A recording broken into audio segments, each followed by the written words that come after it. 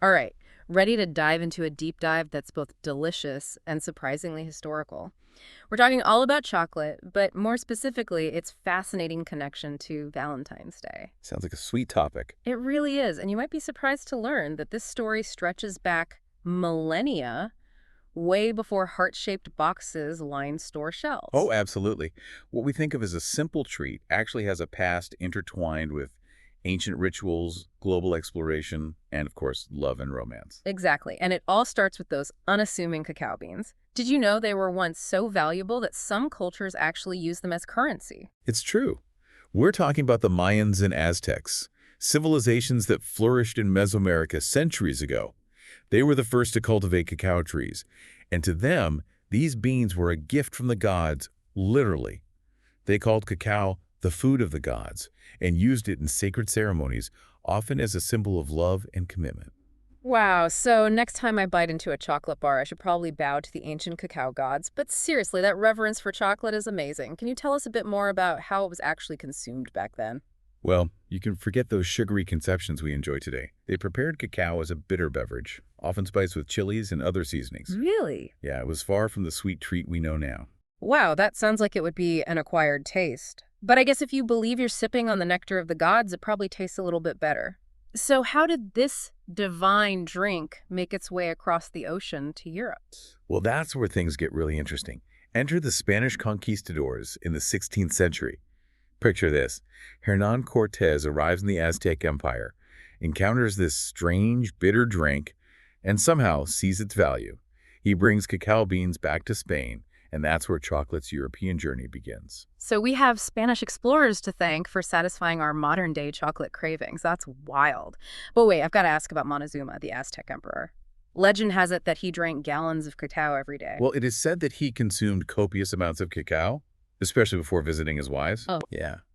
Though the exact details might be exaggerated over time, it highlights how deeply ingrained cacao was in Aztec culture, even at the highest levels of society. wow. Talk about a dedicated chocolate lover. It goes to show how differently cultures throughout history have viewed and used chocolate.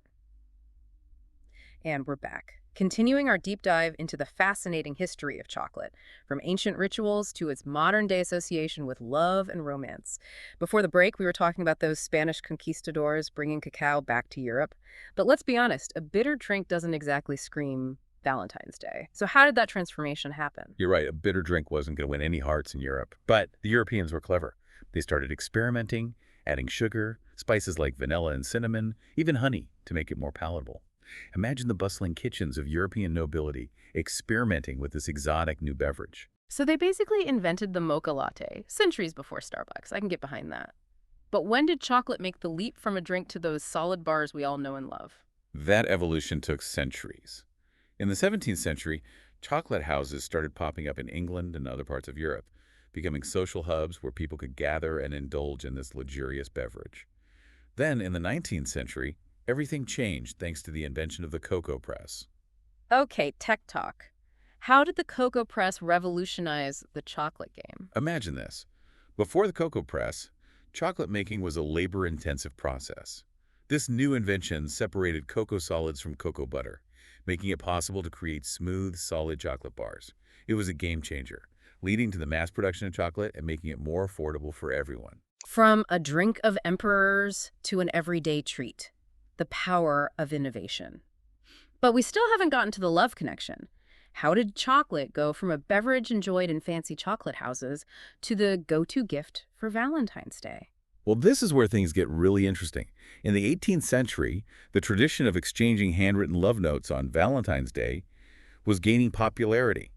Chocolate, seen as a luxurious and indulgent treat, became a natural accompaniment to these heartfelt messages. Ah, so it's all about adding a touch of sweetness to those declarations of love. But it wasn't until the 19th century, right, when a certain Mr. Cadbury stepped onto the scene. Exactly. Richard Cadbury, a visionary chocolatier, saw an opportunity. He introduced beautifully decorated, heart-shaped boxes designed specifically for Valentine's Day. Can you imagine the impact of receiving a gift so beautifully presented? What a brilliant marketing move. Cadbury really understood the power of presentation, so those heart-shaped boxes took off. And the rest, as they say, is history. Pretty much. Cadbury's innovation solidified the association between chocolate and Valentine's Day, turning it into the quintessential gift for expressing love and affection. So we've covered the history, the journey from ancient rituals to mass production on those iconic heart-shaped boxes. But what about the science behind this love affair with chocolate? Is there a real reason why we associate it with romance, or is it all just clever marketing and pretty packaging? We'll unravel that mystery right after this short break. And we're back, wrapping up our deep dive into the delicious world of chocolate and its fascinating connection to Valentine's Day. It's been quite a journey. It really has. We've journeyed from ancient rituals to mass production and those irresistible heart-shaped boxes. But before we get carried away by all the romance, let's talk about the science behind this chocolate love affair. You're right. There's a really fascinating chemical reason why we associate chocolate with feelings of happiness and even love. Okay, I'm intrigued. Lay it on me. It all comes down to a compound called phenylethylamine, or PEA for short. PEA. Is that what makes my heart skip a beat when someone hands me a box of truffles? Well, not quite a skipped heartbeat, but it does play a role in those feel-good vibes. You see, PEA stimulates the release of endorphins in the brain. Those are the magical chemicals associated with pleasure and happiness. And guess what? Endorphins are also released when we experience feelings of love and attraction. Oh, interesting. So it's not just me being weak-willed when I reach for that extra piece of chocolate. There's actual brain chemistry at play. Exactly. Okay, but is chocolate really an aphrodisiac, or is that just clever marketing? That's the million-dollar question. While chocolate does contain PEA and other mood-boosting compounds like serotonin, the aphrodisiac debate is complex. There's a strong psychological component at play, too. The cultural associations, the romantic gestures, the sheer enjoyment of a delicious treat. Right, right. So it's a combination of factors, the brain chemistry, the cultural context, and maybe even a little bit of wishful thinking. Exactly. But speaking of context, we can't ignore the ethical side of our chocolate obsession. We've come a long way from those ancient cacao ceremonies, and today there are real concerns about sustainability and ethical sourcing. Absolutely. Thankfully, there's a growing movement toward responsible chocolate production. Many companies are now prioritizing sustainable cacao sourcing, working directly with farmers, and ensuring fair labor practices. Oh, that's great to hear. So it's not just about indulging our sweet tooth anymore, it's about making conscious choices that align with our values. Are there any specific brands that are leading the way in ethical chocolate production that our listeners should know about? Absolutely. Companies like Lindt, Toblerone, and Ferrero are at the forefront of this movement. They're committed to sustainable practices, fair trade, and reducing their environmental impact. Good to know.